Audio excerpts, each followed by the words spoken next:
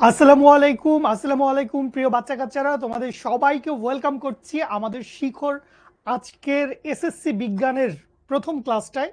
আমি দেখতে পাচ্ছি আমার সাথে অ্যাপে অনেক মানুষজন জয়েন করে রয়েছে। সবাইকে আমি সালাম জানাচ্ছি, আসসালামু আলাইকুম, অ্যান্ড সবাইকে ওয়েলকাম করছি আজকের এই ক্লাসটায়। একটু জলদি ঝটপট কমেন্টে লিখে ফেলো দেখি কে কোন জায়গা থেকে জয়েন করেছো, কোন এলাকা থেকে জয়েন করেছো, তোমার বাসার এলাকাটা জেনে যাব। নমস্কার, আদাব, সালাম, সবাইকে শুভকামনা এবং শুভেচ্ছা জানিয়ে শুরু করব আজকের ক্লাসটা। আচ্ছা, আম, ওয়ালাইকুম সালাম, ওয়ালাইকুম সালাম, নাহিদ, সঞ্জিদা, আলিফ, হাসান, দেখতে পাচ্ছি মোহাম্মদপুর থেকে, সাইদপুর থেকে, ফরিদপুর থেকে, রাজশাহী থেকে। ওয়াও, মানে পুরো বাংলাদেশ, ঢাকা থেকেও কেউ কেউ আছো।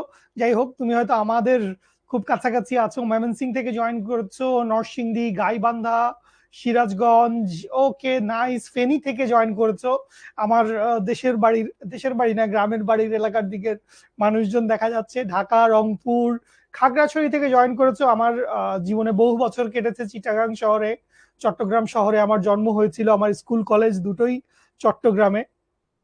আর হচ্ছে আমি এই মুহূর্তে শিখর সাথে আছি।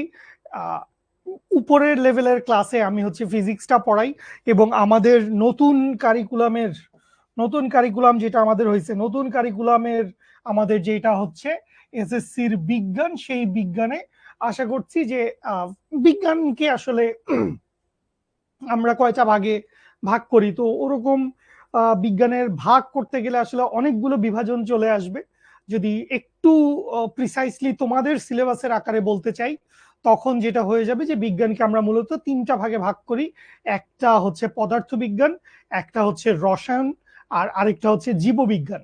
তো এই তিনটা ভাগে তোমার ক্লাস 9-এর বিজ্ঞান বইটা ভাগ করা আছে।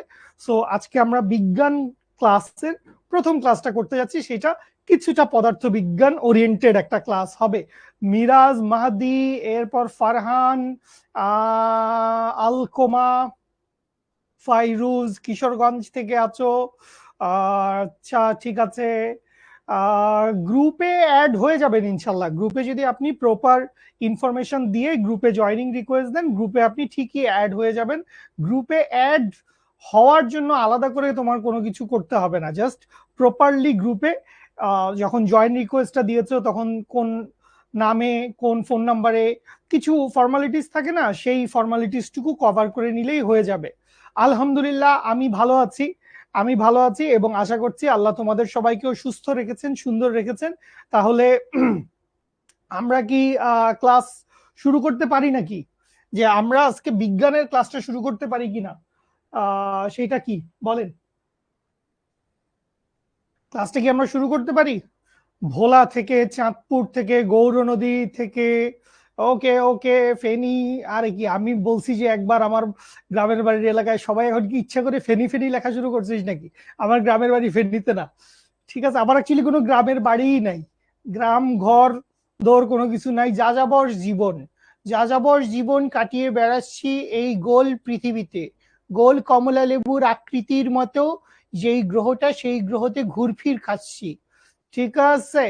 এই যে নাম বলেন, নাম বলেন বললে কিন্তু আমি কারো নাম বলবো না, বরং তুমি যদি ক্লাসে একটা আইকিউ আছে এরকম একটা কোয়েশ্চেন তুমি আমারে করো, বা একটু বুদ্ধিমত্তা সম্পন্ন তুমি যদি কোয়েশ্চেন করো, বা এমসিকিউ সলভ করতে দিলাম, বা কোন একটা ম্যাথমেটিক্যাল প্রবলেম অঙ্ক সলভ করতে দিলাম, সেখানে যদি তুমি প্রপারলি অ্যান্সার করো, তখন আহ, তোমাকে, এই ফেলুদাকে আমি কপি করি না, ফেলু আমাকে কপি করে, ও আমাকে কপি করে করে এত বড় হয়েছে, তুই কি বলতে চাচ্ছিস? ঠিক আছে, আসো আমরা শুরু করি। অনেক মজা হবে, অনেক মজা হবে, প্রচুর ইন্টারেস্টিং জিনিসপত্র আমরা ক্লাসে পড়বো ইনশাল্লাহ। এবং এই অনুযায়ী আমি ক্লাসের স্লাইডটাও খুব সুন্দর করে বানাইছি। তো আশা করছি যে আপনাদের সবার সাথে, আমার সাথে, ইনশাল্লাহ শিখর সাথে আপনাদের সহজে শেখার জার্নিটা হবে অনেক অনেক সুন্দর। আসেন বাচ্চা লোক, আমরা ক্লাসটা শুরু করে নিচ্ছি। ওকে, আমার নাম মাসুদ জাভেদ জিমি। আমি বুয়েটে পড়েছিলাম মেকানিক্যাল ইঞ্জিনিয়ারিং এ, এবং প্রায় 16-17 বছর ধরে পড়াচ্ছি। এসএসসি এইচএসসি অ্যাডমিশন এই রিলেটেড জায়গায় আমি পড়াচ্ছি। সো আশা করছি আপনাদের সবার সাথেও আমাদের এসএসসির নবম ও দশম শ্রেণীর যে বিজ্ঞান কোর্সটা এখন চালু আছে, সেই বিজ্ঞান কোর্সেও আপনারা আমাদের সাথে কিছু কিছু আইডিয়া পেয়ে যাবেন। আচ্ছা, গতি সংক্রান্ত রাশি সম্পর্কে ধারণা না পাইলেও সমস্যা নাই। আমরা যখন ক্লাসটা নিব তখন গতি সম্পর্কিত যেই রাশিগুলো আছে সেই রাশিগুলো সম্পর্কিত আইডিয়া তোমাকে দিয়ে তারপরেই আমরা সামনের দিকে আগাবো।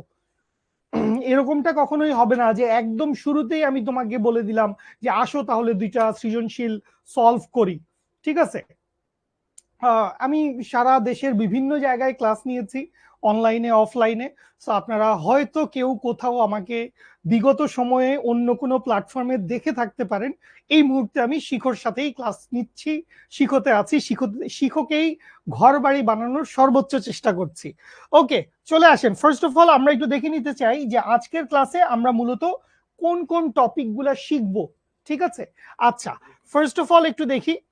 ফার্স্টে আমরা দেখবো হচ্ছে নিউটনের প্রথম সূত্র, মানে নিউটনের গতি সূত্র বা বিজ্ঞানী আইজাক নিউটন।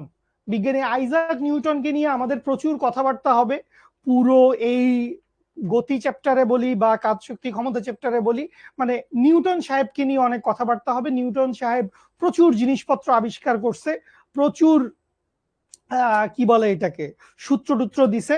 হ্যাঁ হ্যাঁ, তোমার বড় ভাই নিউটন দা। ঠিক আছে, রায়হান এখানে চলে আসে, রায়হানের বড় ভাই নাকি নিউটন দা। ঠিক আছে, আচ্ছা, ওকে। দর্পণ সরকার, এখনই এত অ্যাডভান্স লেভেলের কোয়েশ্চেন আবার আমি এক্সপেক্টও করতেছি না, যেটার অ্যান্সার দিতে বসলে সবাই মিলে হয়তো একটু কষ্ট হয়ে যাবে। তো এখন এত কঠিন জিনিসের আইডিয়া আসছে না, আমরা এখন যাচ্ছি না। সো নিউটনের প্রথম সূত্রটা দেখবো। আমরা দুইটা জিনিস সম্পর্কে একটু ধারণা নিব, একটা হচ্ছে স্থিতি, একটা হচ্ছে জড়তা। এবং এই জড়তা ব্যাপারটা অনেক বেশি ইম্পর্টেন্ট। জড়তা কাকে বলে, জড়তা কিভাবে আসলে কাজ করে, জড়তার পরিবর্তন কিভাবে হয়, জড়তার প্রকারভেদ। জড়তার প্রকারভেদ হচ্ছে দুইটা, একটা হচ্ছে স্থিতি জড়তা, একটা হচ্ছে গতীয় জড়তা।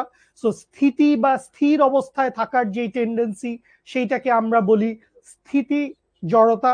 আবার গতিশীল একটা বস্তু সবসময় গতিশীল থাকতে চায়, ওই যে টেন্ডেন্সি, ওই টেন্ডেন্সিটাকে আমরা বলি হচ্ছে গতি জড়তা। সো এই জিনিসপত্রগুলো নিয়ে টাইম টু টাইম আমরা ডিসকাস করব। আচ্ছা, এরপরে হচ্ছে আমরা নিউটনের দ্বিতীয় সূত্রটা দেখব। নিউটনের গতির দ্বিতীয় সূত্র মনে রাখো, নিউটনের গতিসূত্র হচ্ছে তিনটা। নিউটনের গতিসূত্র কয়টা? নিউটনের গতিসূত্র হচ্ছে তিনটা। আচ্ছা, এরপরে হচ্ছে আমরা ভরবেগের ধারণা নিব।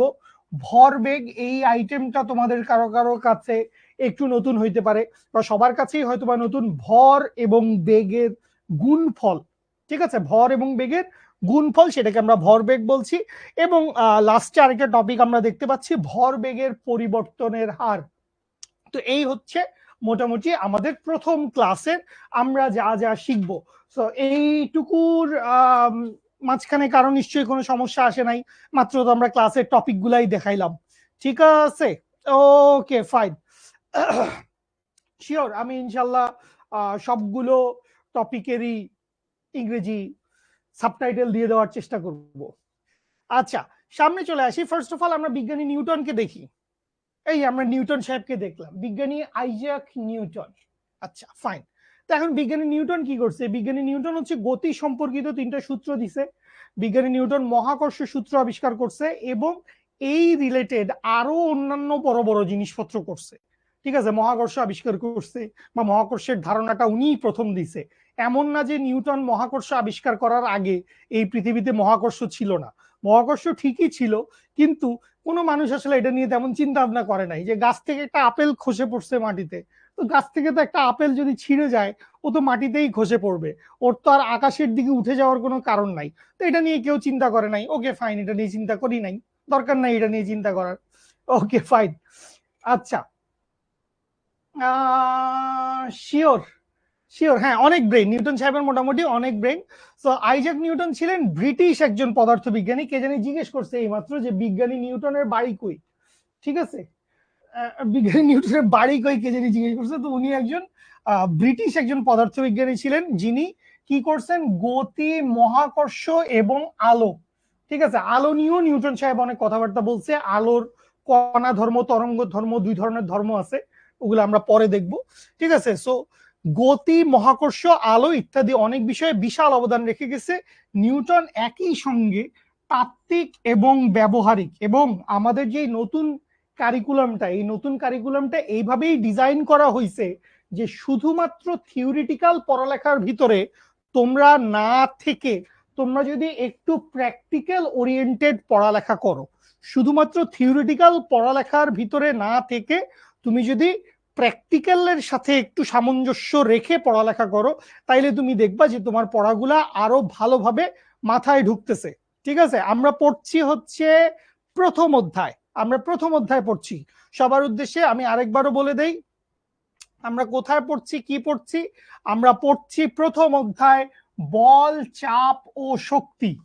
অনেকেই হয়তো ক্লাসে পরে জয়েন করেছো, বুঝতে পারছো না কোন অধ্যায় পড়ানো হচ্ছে। আমরা পড়ছি বল, চাপ ও শক্তি। দেখো, ক্লাস টাইমে তোমরা সব সময় একদম regular regular time to time চলে আসবা। কখনোই ক্লাস শুরু হইতে দেরি হবে এরকমটা ঘটবে না শিখতে। আমরা ইনশাল্লাহ নির্দিষ্ট সময়ে ক্লাস নেওয়ার ব্যাপারে বদ্ধপরিকর। ঠিক আছে, মাত্রই আমরা 5-7 মিনিট কথা বলেছি, খুব বেশি কোনো জিনিসপত্রের কথা আমরা বলি নাই। সো আপনি যদি পরেও জয়েন করে থাকেন, আপনি ইনশাল্লাহ সবই বুঝতে পারবেন। এই হচ্ছে আমাদের আজকের ক্লাসের আলোচিত বিষয়। ঠিক আছে, বই পাও নাই, কোনো সমস্যা নাই, বইয়ের সাথে মিল রেখেই পড়াচ্ছি, বইয়ের সাথে মিল রেখেই পড়াচ্ছি। বইতে যত জিনিসপত্র আছে সব জিনিসপত্র হয়তোবা তুমি স্লাইডেও পেয়ে যাবা, এবং ক্লাস শেষ হওয়ার পর এই পুরো ক্লাসের অ্যানোটেড পিডিএফ স্লাইড বা অ্যানোটেড পিডিএফ লেকচার তুমি পেয়ে যাবা তোমাদের অ্যাপে। ঠিক আছে, সো কোনো সমস্যা নাই। ওকে ফাইন, যেটা বলতেছিলাম যে আইজাক নিউটন কি করছে, তাত্ত্বিক এবং ব্যবহারিক উভয় পরীক্ষণে সে খুব দক্ষ ছিল। আচ্ছা, গতি এবং মহাকর্ষ নিয়ে তার ভাবনা ছিল পুরোপুরি তাত্ত্বিক, আবার আলো সংক্রান্ত অনেক ব্যাপারে তিনি সরাসরি পরীক্ষণের মাধ্যমে আলো, ঠিক আছে, অর্থাৎ আলোক রশ্মি নিয়েই আমরা কথা বলছি, যে আলোক রশ্মির কারণে তোমরা আমাকে দেখতে পাচ্ছ, আমি তোমাদেরকে না দেখতে পেলেও তোমাদের কমেন্ট গুলো আমি দেখতে পাচ্ছি। সো সেইটাই হচ্ছে আলোক রশ্মি।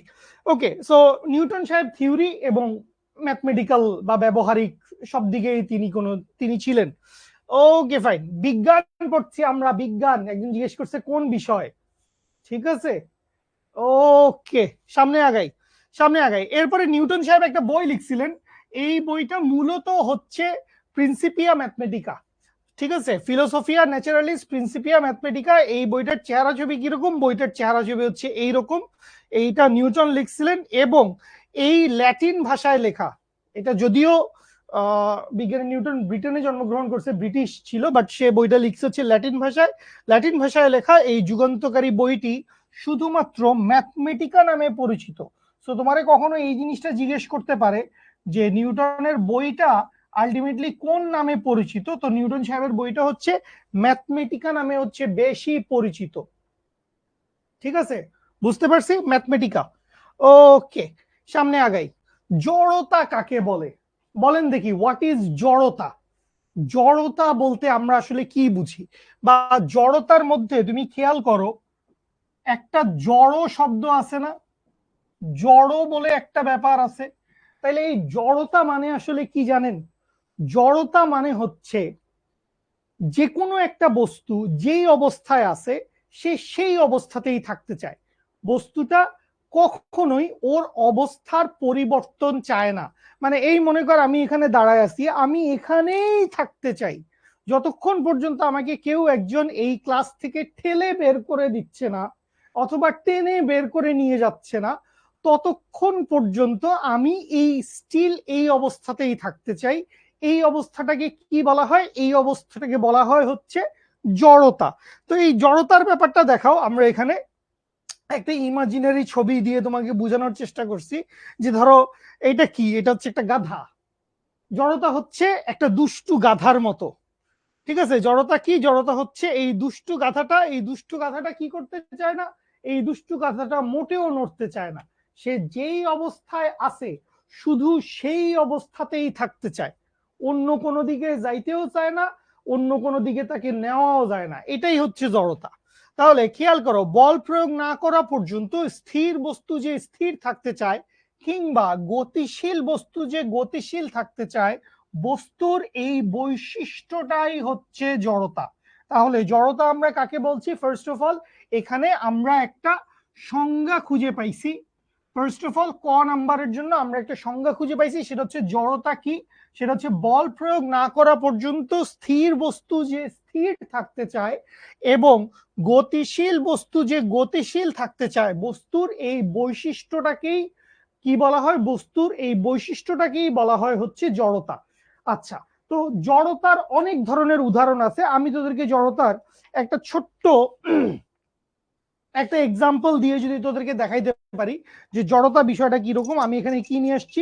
একটা কাচের গ্লাস নিয়ে আসছি, সেই সাথে একটা ছোট্ট রঙিন কাগজ এবং তার উপরে রাখার জন্য একটা ক্লিপ। এই ক্লিপটা নিশ্চয়ই দেখতে পাচ্ছিস সবাই, ঠিক আছে? এই যে ক্লিপটা এরকম পেপারে আটকে রাখা যায়, যদিও আমি এই ক্লিপটা পেপারে আটকায় রাখার জন্য নেই নাই, অন্য কারণে নিছি।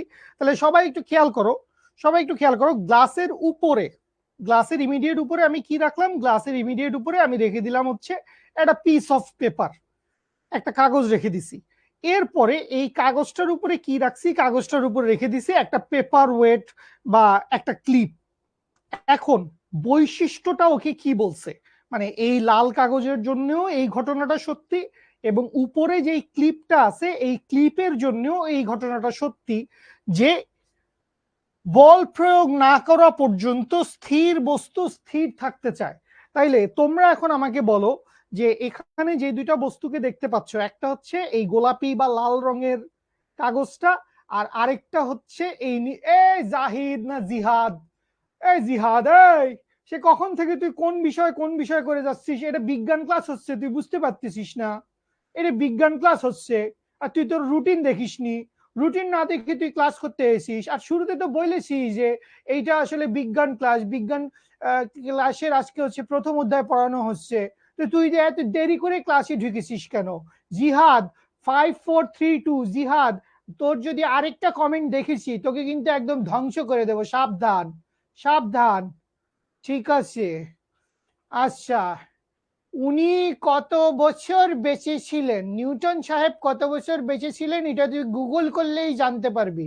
স্যার কমেন্ট অফ করে দেন নাই? ওরা সবাই সবার কমেন্ট দেখতে পাচ্ছে কেন? দেখতে পাচ্ছে না? হ্যাঁ ঠিক আছে, দেখতে পাচ্ছে না, ওকে ফাইন। তাহলে সবাই খেয়াল করো, সবাই খেয়াল করো, সবাই খেয়াল করবা কি, যে জড়তার কারণে এই লাল রঙের যে কাগজটা আছে সেইটাও স্থির থাকতে চায়, অর্থাৎ কাগজটা যেখানে ছিল সেখানেই থাকতে চায়।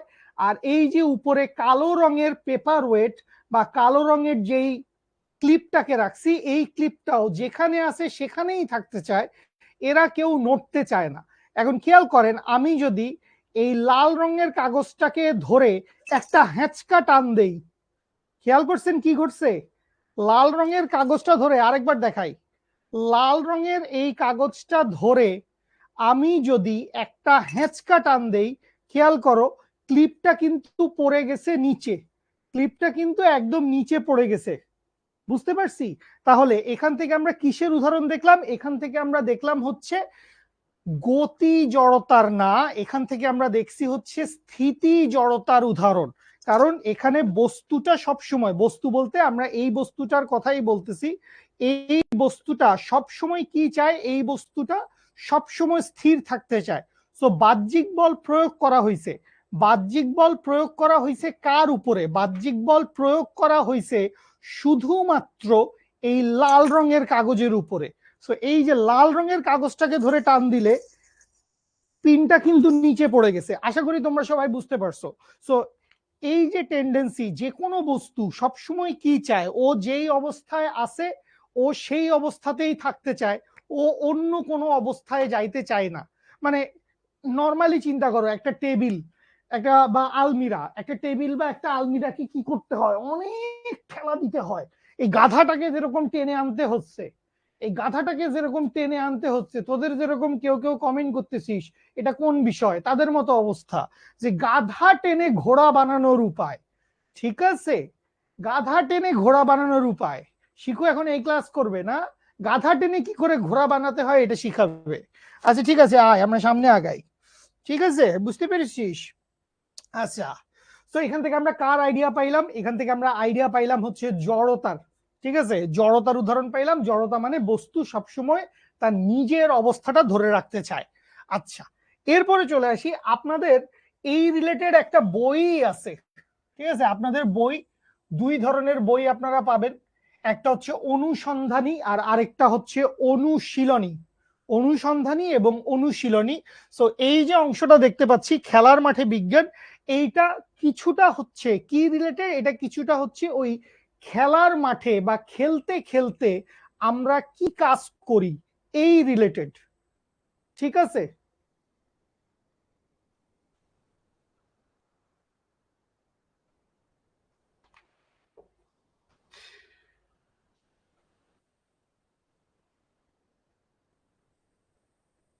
What should you do?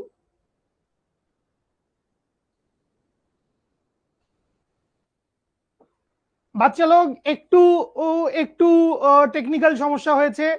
একটু টেকনিক্যাল সমস্যা হয়েছে, আমি 2 মিনিটের জন্য একটা ব্রেক নিচ্ছি। 2 মিনিটের ব্রেকের পরেই আমি ফেরত আসছি। আর হ্যাঁ হুঁ ব্রেক কে বাদ 2 মিনিটস।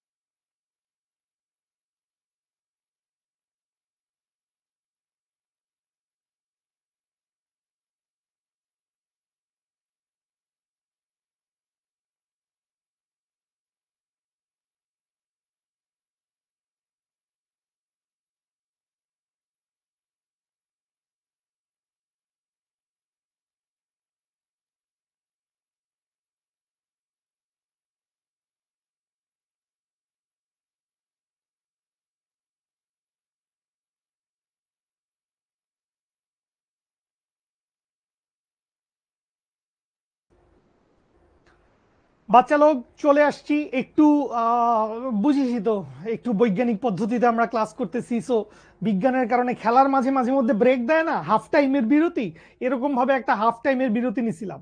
সো হাফ টাইমের বিরতি শেষ হয়েছে, আবার ফেরত আসছি।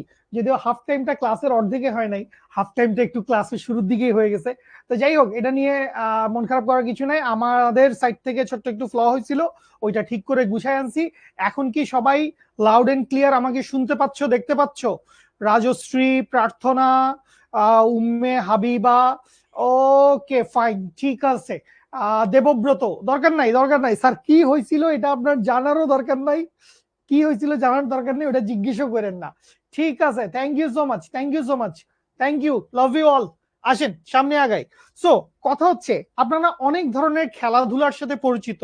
সাপোজ দৌড় প্রতিযোগিতা, লং জাম্প, হাই জাম্প, তারপরে বর্ষা নিক্ষেপ বা গোলক নিক্ষেপ, এত বিশাল বিশাল ভারী ভারী কিছু গোলক দেওয়া থাকে। তো এই ধরনের যেই ব্যাপারগুলো আছে খেলার মাঠে, আপনি যেই সমস্ত জিনিসপত্রগুলোর সাথে পরিচিত আর কি, তো ওই সমস্ত জিনিসপত্রগুলা রিলেটেড কিছু ইনফরমেশন আপনাকে দেয়া হবে। তো এখানে যদিও খেলার মাঠে বিজ্ঞানের কথা বলছে, কিন্তু এখানে আসলে যেটা বলছে যে গাড়িতে, বাসে বা যে কোনো দ্রুতগামী যানবাহনে চলাচল করার সময় গাড়ি যদি হঠাৎ করে থেমে যায়, ধরো চলতেছিল, গাড়ি চলতেছিল, আমরা সবাই গাড়িতে চলতেছি, তার মানে আমাদের সবার টেন্ডেন্সি কি ছিল? আমি জাস্ট একটা ইমেজের সাহায্যে তোকে দেখাই। যে ধর ধর একজন মানুষ স্থির অবস্থায় দাঁড়ায় আছে। তো স্থির অবস্থায় দাঁড়ায় থাকা একজন মানুষ যখনই গাড়িটা চলতে শুরু করে, গাড়িটা যখনই চলতে শুরু করে, তখন মানুষের বডির যে লোয়ার পোর্শন আছে, নিচের দিকের যে অংশটা আছে, এই অংশটা তো গাড়ির সাথে অ্যাটাচ। তো এই অংশটা ঠিক আছে, ও গাড়ির সাথে অ্যাটাচ, ও সামনে চলে যাচ্ছে। কিন্তু মানুষের বডির যে উপরের অংশটা আছে, এই অংশটা খেয়াল কর, এই অংশটা একটু পিছনে হেলে যাচ্ছে। তো এই যে একটু পিছনে হেলে যাওয়াটা কেন? এটা তৈরি হয়েছে স্থিতি জড়তার কারণে। এটা তৈরি হয়েছে কিসের জন্য? স্থিতি জড়তার কারণে। আবার উল্টাটা হইতে পারে, মনে কর গাড়ি চলতেছিল, ওরকম চলমান অবস্থায় আমরা এরকম বাসের হ্যান্ডেল ধরে ঝুলে আছি, চলমান অবস্থায় গাড়ি যদি ব্রেক করে, আমরা ফিচ করে সামনের দিকে কিন্তু চলে যাই অটোমেটিক। এটার জন্য আপনার বিজ্ঞান জানা লাগবে না, আপনার সায়েন্স আর্টস কমার্স কিছু জানা লাগবে না। আপনি জাস্ট জাস্ট এই বরাবর যদি একটা জার্ক ফিল করেন গাড়িতে, কিন্তু আপনি অটোমেটিক এটা জানতে পারবেন। ঠিক আছে, স্বাভাবিক। কে যেন একজন বলতেছে যে মেট্রো রেলে সে এই ধরনের বিষয় আশয় ফেস করছিল। ওরে বাবা, আমরা বিজ্ঞান পড়ছি, কোন বিষয় কোন বিষয় এই রিলেটেড। মুনাইম, খুব বেশি হয়ে যাচ্ছে ভাইয়া, খুব বেশি হয়ে যাচ্ছে মুনাইম। ঠিক আছে, ওকে, তাইলে চলে আসি। গাড়িতে, বাসে বা যে কোনো দ্রুতগামী যানবাহনে চলাচল করার সময়, সরি, গাড়ি যদি হঠাৎ করে থেমে যায়, তাহলে কি আমরা সাথে সাথে থামতে পারি, নাকি একটু সামনের দিকে ঝুঁকে যাই? তোমাদের কাছে কি মনে হয়?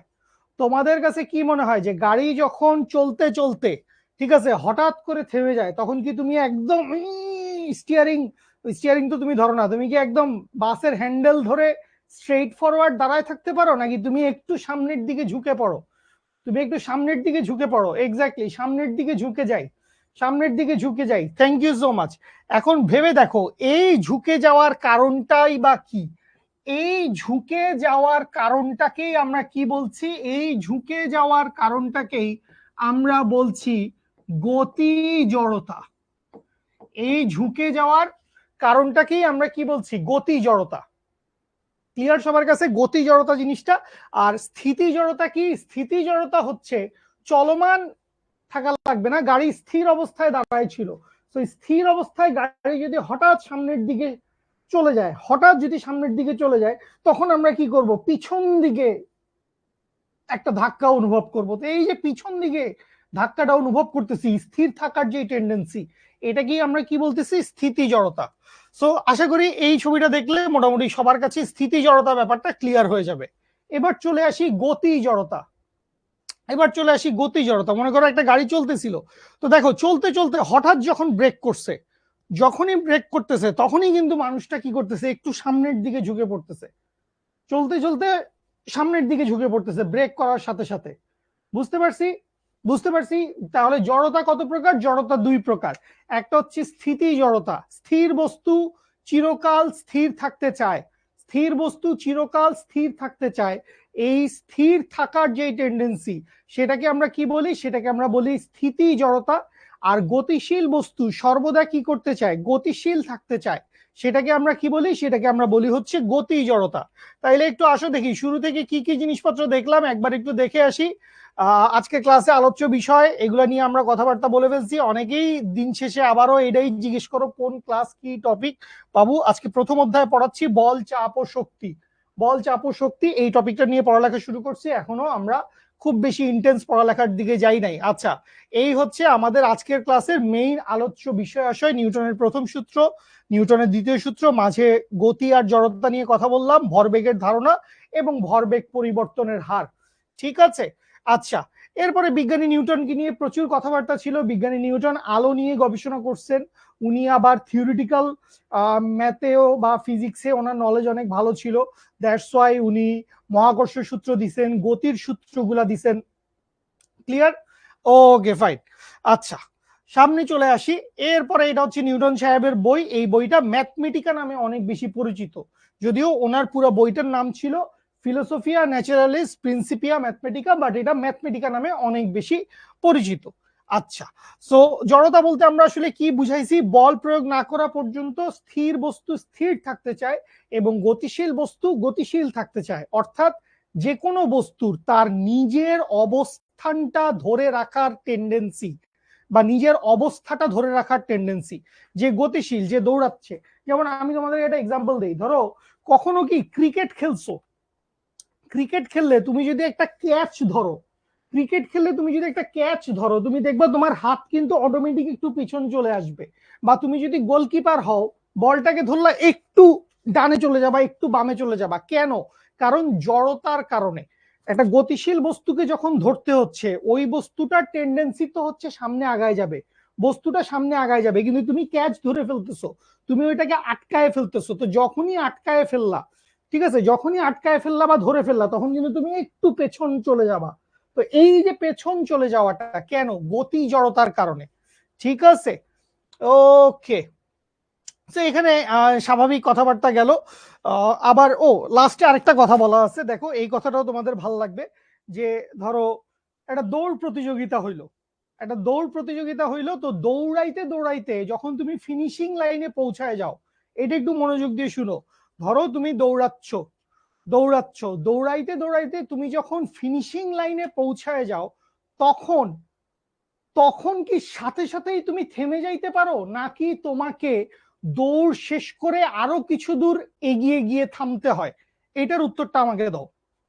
মনে করো একটা দৌড় প্রতিযোগিতা হচ্ছে, তো দৌড় প্রতিযোগিতায় সবাই দৌড়াচ্ছে, তুমিও দৌড়াচ্ছ, খুব দৌড় হচ্ছে, আজকে জিতবো, ঠিক আছে, শিখবো আমরা, জিতবো আমরা। তো এই দৌড়াইতে দৌড়াইতে যখন তুমি ফিনিশিং লাইনটা টাচ করে ফেলো, তখন কি তুমি সাথে সাথেই ওই ফিনিশিং লাইনের লাল সুতার সাথে টাচ লাগার পরেই তুমি থেমে যাইতে পারো, নাকি তুমি আরো কিছুটা সামনে আগায় থেমে যাও? এই যে সবাই লিখছে স্যার আরো কিছুক্ষণ গিয়ে তারপর থামতে হয়, কিছু দূর দৌড়িয়ে গিয়ে থামতে হয়, আরো কিছু দূর যাইতে হয়। Very good, very good, very good. তো এই যে আরো কিছু দূর যাইতে হয়, কেন আরো কিছু দূর যাইতে হয়? ভাই গতি জড়তার কারণে। আরো কিছু দূর যাইতে হয় কেন? গতি জড়তার কারণে। ঠিক আছে, সাথে সাথে ওই জায়গায় থেমে যাওয়া যায় না। তো এইটাই এখানে বলা হয়েছে, কেনই বা আমরা দৌড়ের সময় হঠাৎ করে থেমে যেতে পারি না। এই যে লাইনটা দেখতে পাচ্ছ, এই লাইনটা কিন্তু সৃজনশীলের, সৃজনশীল তো নাই, খ নাম্বারে তোমাকে ব্যাখ্যা করতে বলতে পারে। তোমাকে কি বলতে পারে? তোমাকে বলতে পারে যে এইটাকে ব্যাখ্যা করো। তো এটার ব্যাখ্যাটা তুমি বলে দিবা। কেন থামতে পারি না? আমরা থামতে পারি না হচ্ছে গতি জড়তার কারণে। গতি জড়তার কারণে আমাদের স্পিডটা ধীরে ধীরে কমে, ধীরে ধীরে কমে তারপরে আমরা স্থির হই। ঠিক আছে, ক্লিয়ার? সবাই বুঝতে পারছি? সবাই বুঝতে পারছি? বাচ্চা লোক, বাচ্চা লোক জলদি বলেন সবাই বুঝতে পারছি কিনা। ও সৃজনশীল না থাকলেও অন্য কিছু তোদের থাকবে, তোদের কোনো না কোনো ভাবে তোদের তো আসলে অ্যাসেসমেন্ট করা হবে, তাই না? সব সময় যে পরীক্ষা নাই পরীক্ষা নাই সেটা চিন্তা করেন, সেই জিনিসটা আসলে খারাপ। বরং এখন প্রতিদিনই পরীক্ষা, কারণ প্রতিদিনের ক্লাসেই আপনাকে টিচাররা ইভ্যালুয়েট করবে আপনি কেমন পড়ালেখা শিখছেন, কেমন আপনি চ্যাপ্টারের সাথে সাবজেক্টের সাথে কোপ আপ করতে পারছেন, এই জিনিসটা। Thank you Sumaiya, Fauzia, Ahmed, Sakibul, Subarna, Baizid, Rajashree, Farhan, Muntasir, maybe, Sabiha, Ahnaf, thank you ভাই, আল্লিকৃষ্ণা। ঠিক আছে, ওকে, ঐশী, ফারহান, বাইজিদ, সাকিবুল, অনামিকা, নাদিম। ওকে, সামনে আগাই। তাহলে এইটুক পর্যন্ত ক্লিয়ার। খেলার মাঠে বিজ্ঞান নিয়ে আমরা আরো ডিসকাস করব আমাদের পরবর্তী ক্লাসগুলোতে, বা এই ক্লাসেও আমাদের কিছু কিছু ডিসকাশন থাকবে। ওকে, সামনে আগাই। গতি জড়তার ব্যাপারটাও আশা করি বুঝাইতে পারছি সবাইকে। গতি জড়তার ব্যাপারটাও সবাই আশা করি বুঝছেন। ওকে ফাইন, এরপরে চলে আসেন। এই এক্সপেরিমেন্টটা অলরেডি আমরা ক্লাসে দেখছি, ঠিক আছে, যে একটা গ্লাসের উপর এইটা চাইলে তুমি নিজেই বাসায় প্র্যাকটিস করে দেখতে পারো। একটু শক্ত কাগজ লাগবে, মূলত ক্যালেন্ডারের পেপার গুলা যদি হয় তাইলে এটা একটু ভালো কাজ করবে, অথবা যদি কোনো ভিজিটিং কার্ড হয়, ঠিক আছে, ভিজিটিং কার্ড বা ক্যালেন্ডারের পেপারের উপরে এই জিনিসটা তুমিও করতে পারো, যে একটা গ্লাসের উপরে এক টুকরা শক্ত কাগজ বা কার্ডবোর্ডের উপর একটা মুদ্রা রাখো, ঠিক আছে, এবার ঝট করে টান দিয়ে কাগজটি সরিয়ে নাও। কি ঘটছে? মুদ্রাটা কি গ্লাসের ভেতরে গিয়ে পড়ছে? তোমাদের কাছে কি মনে হয় কি ঘটছে? এই যে কি ঘটছে বাবুরা, বলো তো লক্ষ্মী বাবুরা, যে কি ঘটছে? রাজদীপ, এটা কি কি হচ্ছে এখানে? কি নাম বলার মিশনে নামছি নাকি আমি? ঠিক আছে, সো কি ঘটছে এটা আসলে তোমাকে আমি অলরেডি একবার দেখাই দিছি। অলরেডি একবার বৃষ্টি বিঘ্নিত ম্যাচে খেলাধুলাটা হয়েছে। তারপরে যদি তোমাদের মনে হয় যে আরো একবার এই খেলাধুলাটা করা দরকার, আমি তোমাদের সামনে খেলাধুলাটা আরেকবার করে দেখাই দিচ্ছি। খুব সিম্পল ব্যাপার। এই যে কার্ডবোর্ড, এই কার্ডবোর্ডের উপরে কি ধরে আছি? একটা পেপার, পেপারের উপরে, সরি কার্ডবোর্ড কেন, গেলাস, গেলাসের উপরে কার্ডবোর্ড, কার্ডবোর্ডের উপরে কি একটা পিন বা একটা যা আছে আর কি। এবার টান দিলে সেটা কি করবে? সেটা গ্লাসে পড়ে যাবে, ঠিক আছে। সো এই জিনিসটাই, এই ছোট ছোট এক্সাম্পল গুলা তুমি যখন আসলে বলতে পারবা, ব্যাখ্যা করতে পারবা, তখনই আসলে বিজ্ঞান শেখাটা, সায়েন্স পড়ার মজাটা তুমি পাবা। যখন আসলে তুমি তোমার নিজের জীবনের সাথে, দৈনন্দিন জীবনের সাথে ওই বইয়ের পড়াটাকে ম্যাচ করতে পারবা। দিস ইজ ভেরি ইম্পর্টেন্ট ভাই। দৈনন্দিন জীবনের বিভিন্ন কাজের সাথে বইয়ের পড়াটাকে একত্রিত করা, এই কাজটাই আমরা করার চেষ্টা করতেছি, ঠিক আছে, আমরা করার চেষ্টা করতেছি, বা আমাদের সবাই মিলে আমরা চেষ্টা করতেছি আর কি। সো এই চেষ্টাটা তোমারও থাকা উচিত। সো খেয়াল করেন, এই যে ঘটনাটা এরকম ঘটবে, এখানে একটা কয়েন ছিল, তো এই কয়েনটার দরকার নাই, যখনই কার্ডবোর্ডটাকে ধরে টান দিছি কয়েনটা হচ্ছে পাত্রে পড়ে যাবে। Very simple, very simple. Okay, খেলার মাঠে বিজ্ঞান। আচ্ছা, এখানে যদিও আবারও খেলার মাঠ থেকে বের হয়ে গেছি আমরা, খেলার মাঠ থেকে বের হয়ে গেছি। তোমরা কি কখনো কম্বল পিটিয়ে পরিষ্কার করতে দেখেছো? এটার অ্যান্সার দাও দেখি। তোষক বা কম্বল বা লেপ, তোষক বা কম্বল বা লেপ, এটা কখনো পরিষ্কার করতে দেখছিস? দোকানপাটে বিশেষত এই জিনিসটা হয়, বাসা বাড়িতে একটু কমই দেখা যায়। ঠিক আছে, এই বাড়ি ধুমা আছে মনে কর পিটাইতেছে, ঠিক আছে, কম্বলটারে ধুমাইছে পিটাইতেছে। যখনই কম্বলটারে ধুমাইছে পিটায়, তখন কি হয়? কম্বলটা ধাক্কা খেয়ে পিছনে চলে যায়, বালিগুলা ঝরে পড়ে নিচে। আমি তোমাকে বলি, মনে করি এই জায়গা দিয়ে একটা কম্বল আছে, ঠিক আছে, কম্বলের বদলে আমি এখন দেখতেছি মেহেদির জ্যাকেট, কম্বলের বদলে মেহেদির জ্যাকেটটা আমি দেখতে পাইছি। সো সুন্দর একটা জ্যাকেট। আজকে তো আমাদের হিরণময় ভাই একটা আকাম করছে, তুমি জানো? ও, একসাথেই তো শুনলাম আমরা। তাহলে এই মনে করো কম্বল, ঠিক আছে, ঠিক আছে, ত্রাণ ত্রাণ পাইছি, এই কম্বলটা ত্রাণের, ত্রাণ থেকে পাওয়া গেছে। তো এই মনে করি কম্বল, এই কম্বলের উপরে যখনই তুমি সপাং করে লাঠি দিয়ে বাড়ি দিচ্ছ, তখন এই লাঠির বাড়ি খেয়ে কম্বলটা একটু পিছে চলে যাবে। লাঠির বাড়ি খেয়ে কম্বলটা কি করবে? একটু পিছে চলে যাবে, এবং যে বালিগুলো এখানে লেগেছিল সেই বালিগুলো ঝুরঝুর করে মাটিতে ঝরে পড়বে। So this is the way. এই উপায়ে সবসময় কি করে, লেপ কম্বলের দোকানে সবসময় হচ্ছে হিরণময় ভাই যদি কোনোদিন তোদের ক্লাস নিতে আসবেন অতি সত্বর আমার ধারণা। তো হিরণময় ভাই যদি তোদের ক্লাসে আসেন, ইনশাল্লাহ আমি সেই দিন এসে তোদেরকে বলবো যে হিরণময় দাদা কি আকামটা করছে। ঠিক আছে, এমন কোনো বড় আকাম না, ছোটখাটো আকাম, ভালোবেসে আকাম, ঠিক আছে। কিন্তু ক্লাস ডাইগ্রেস হয়ে যাচ্ছে। ওকে ফাইন, তাহলে আমি যেটা বলতেছিলাম যে এই যে কম্বল পিটিয়ে পরিষ্কার করা, তো কম্বলকে পিটাইলে কি হবে, কম্বলকে পিটাইলে কম্বলটা সরে যাবে, স্থিতি জড়তার কারণে বালিগুলো মাটিতে পড়ে যাবে। আশা করি বুঝতে পারছেন, আশা করি বুঝতে পারছেন। সামনে আগাবো আমরা। তোষক বা কম্বলকে লাঠি দিয়ে পিটিয়ে ধুলো বের করা হয়, এই ঘটনার সাথে জড়তার কোনো সম্পর্ক খুঁজে পাও? আমার কোশ্চেনটা উল্টা, আমার কোশ্চেনটা হচ্ছে কোন জড়তার সম্পর্ক খুঁজে পাও? কোন জড়তা? এটা কি স্থিতি জড়তার উদাহরণ, এটা কি স্থিতি জড়তার উদাহরণ নাকি এটা গতি জড়তার উদাহরণ? অ্যান্সার চাই। এটা কি স্থিতি, এই যে এটাই অ্যানালাইসিস, এটাই অ্যাসেসমেন্ট, এটা কি স্থিতি জড়তার না গতি জড়তার? আরে শাবাশ তাহমিদ, জুবায়ের, আনাফ, সাকিবুল, ফারহান, অথই, শাবাশ শাবাশ শাবাশ, সবাই বলছে স্থিতি জড়তা, এবং যেই নামগুলো আমি সবার আগে পড়ছি এরাই সবার আগে অ্যান্সার দিছে। এরকম ভাবে সঠিক সময়ে সঠিক অ্যান্সারটা দিতে হবে, সঠিক কথাটা বলতে হবে, সঠিক কোয়েশ্চেনটা করতে হবে, তাইলে ভাইয়া অটোমেটিক নাম পড়বে। ঠিক আছে, চাইলে তোর নাম এখানে বোর্ডের কোনো দিয়ে লিখেও দিবে, কোনো সমস্যা নাই, কিন্তু নাম বলেন নাম বলেন এরকম করলে আমার ক্লাসে লাভ হবে না, অন্য কারো ক্লাসে লাভ হইলে লাভ হইতে পারে, আই এম সরি। ঠিক আছে, সো এটা কোন জড়তার সাথে সম্পর্কিত? এটা স্থিতি জড়তার সাথে সম্পর্কিত। Okay fine. ক্রিকেট খেলার নিয়ে কথাবার্তা বলা হয়েছে, তাইলে ক্রিকেট খেলায় দুই ধরনের বোলিং স্টাইলের সাথে আমরা পরিচিত, একটা হচ্ছে পেস বোলিং আর একটা হচ্ছে স্পিন বোলিং।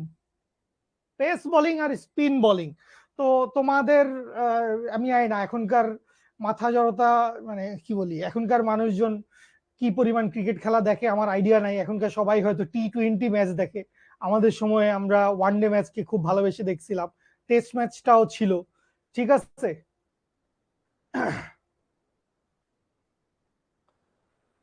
ওকে। সো স্পিন বোলিং আর পেস বোলিং এর মধ্যে ব্যাপারটা কি? পেস বোলিং যেই লোকটা করে সেই লোকটা অনেক দূর থেকে দৌড়াইতে দৌড়াইতে আসে, পেস বোলিং এর বোলারের দৌড় বেশি থাকে, সে অনেক দূর থেকে দৌড়ায় দৌড়ায় আসে।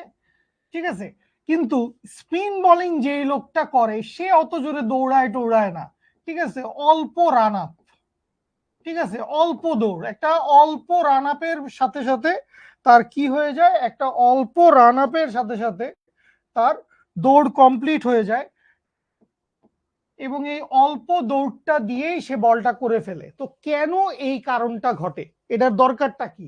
কারণ পেস বোলিং যে লোকটা করতেছে এই লোকটাকে আসলে বলটা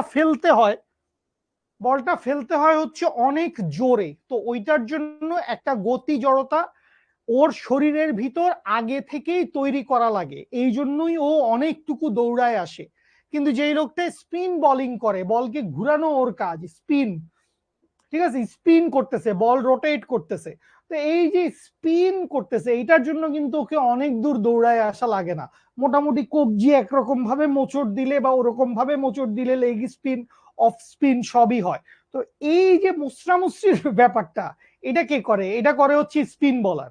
আর পেস বলার হচ্ছে, হ্যাঁ ও মুসরামুসরি করে, সুইঙ্গার দেয়, ইন সুইঙ্গার দেয়, আউট সুইঙ্গার দেয়, বাট ও কি করে, অনেক দূর থেকে দৌড়ায় আসে, ঠিক আছে, প্যাভিলিয়ন এন্ড এরকম বলে না, সো এরকম আর কি।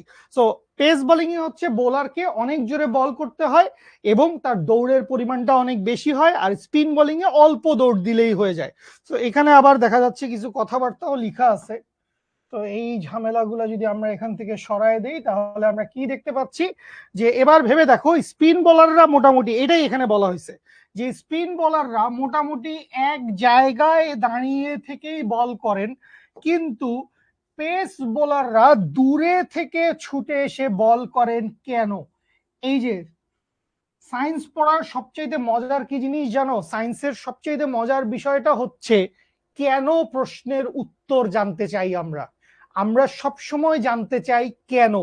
যে কোনো কিছু হয়, মহাবিশ্বের যে কোনো দুইটি বস্তুকণা পরস্পরকে নিজের দিকে আকর্ষণ করে, অথবা এই কলমটা উপর থেকে ছেড়ে দিলে মাটিতে পড়ে যায়, সো কেন, এই যে কোয়েশ্চেনটা করছি এই কোয়েশ্চেনটা তোমাদের মাথায় আসা লাগবে।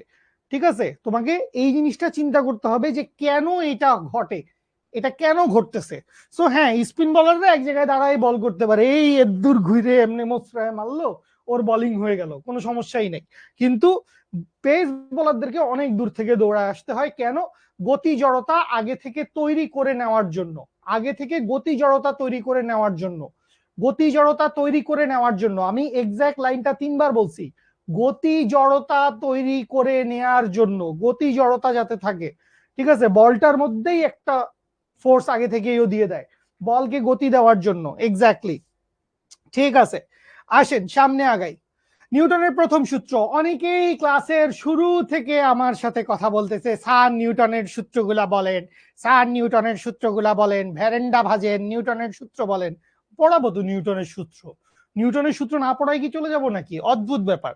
তো খেয়াল করো নিউটন সাহেবের সূত্রে কি বলা হয়েছে, বাহ্যিক বল প্রয়োগ না করলে, এখানে একটা শব্দ অ্যাড করা আমার জন্য খুবই জরুরি, এইটাকে আমি নাম দিলাম হচ্ছে বাহ্যিক বল। ঠিক আছে, কেন বাহ্যিক বল বলতেছি এইটা নিয়ে বিশাল আলাপ আলোচনা, তো সেটা আমাদের আজকের ক্লাসে দরকার নাই।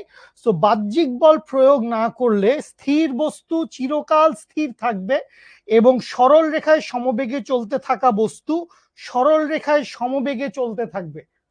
খুব সহজ সরল সিম্পল কথা, যে বাইরে থেকে যদি আমরা কোনো ফোর্স অ্যাপ্লাই যদি না করি, আমি যদি নিউটনের প্রথম সূত্রটাকে এইভাবে লিখতে চাই, যদি একটু বৈজ্ঞানিক মেথডে আমি যদি নিউটনের সূত্রটাকে লিখতে চাই, তাহলে আমি কি লিখব? আমি লিখব যখন summation of F equals to 0, তখন এক্সিলারেশন ইকুয়ালস টু 0। বা এক্সিলারেশন ব্যাপারটা তোরা বুঝিস কিনা আমি জানি না। তো এক্সিলারেশন না বলে আমি এখানে বলতে পারি, এক্সিলারেশন না বলে আমি এখানে বলতে পারি জড়তার পরিবর্তন। এক্সিলারেশন না বলে আমি কি বলছি? এক্সিলারেশন না বলে আমি বলছি জড়তার পরিবর্তন। তাহলে বাহ্যিক কোনো বল প্রযুক্ত না হলে, বাহ্যিক কোনো বল প্রযুক্ত না হলে স্থির বস্তু কি করতে চায়? স্থির বস্তু চিরকাল স্থির থাকতে চায় এবং গতিশীল বস্তু সমবেগে সরল রেখায় চলতে চায়। তো এইটাই এখানে বলা হয়েছে। এটা হচ্ছে নিউটনের প্রথম সূত্র, এইটা হচ্ছে নিউটনের প্রথম সূত্র। বাহ্যিক বল প্রযুক্ত না হইলে স্থির বস্তু চিরকাল স্থির লাগবে, স্থির থাকবে এবং গতিশীল বস্তু সমবেগে সরল রেখায় চলতে থাকবে। কারণ বেগ একটা ভেক্টর রাশি। সো যে কোনো রাশিকে আমরা দুইটা ভাগে ভাগ করি, বেসিক্যালি রাশিকে 3 ভাগে ভাগ করা যায়, স্কেলার, ভেক্টর এবং আরেকটার নাম হচ্ছে টেন্সর। ঠিক আছে, তো এগুলো আমরা আরেকটু বড় ক্লাসে উঠলে পড়বো। তো বাহ্যিক বল প্রযুক্ত না হইলে স্থির বস্তু চিরকাল স্থির থাকবে এবং গতিশীল বস্তু সমবেগে সরল রেখায় চলতে থাকবে। ইহাই হচ্ছে নিউটন সাহেবের প্রথম সূত্র। সবাই বলেন প্রথম সূত্রটা কি একদম বুঝে পাইছেন? প্রথম সূত্রটা ঠিকঠাক বুঝে পাইছেন? ক্লাস নোট লিখবেন, ক্লাস নোট লেখা খুবই হেলদি একটা গুণ, আমি বলবো খুবই হেলদি একটা স্বভাব। সো ক্লাস নোট সবাই লিখবেন। ভেক্টর রাশি হচ্ছে যে কোনো রাশি যেটার মান এবং দিক দুইটা দিয়েই তাকে প্রকাশ করা হয়, সেটাকে আমরা ভেক্টর রাশি বলি। আর স্কেলার মানে যেটাকে কি শুধু মান দিয়েই প্রকাশ করা যায়, সেটাকে আমরা বলি হচ্ছে স্কেলার রাশি। ওকে, চলে যাই, একটা ছোট্ট এমসিকিউ সলভ করব, ছোট্ট একটা এমসিকিউ সলভ করব। চলে আসি, নিউটনের প্রথম সূত্র থেকে জড়তার ধারণা পাওয়া যায়, বলের ধারণা পাওয়া যায়, ভরবেগের ধারণা পাওয়া যায়। ঠিক আছে, নিচের কোনটি সঠিক বলেন দেখি? হ্যাঁ হ্যাঁ, ক্লাসের পিডিএফ নোট দিয়ে দিব, ক্লাসের পিডিএফ নোট দিয়ে দিব।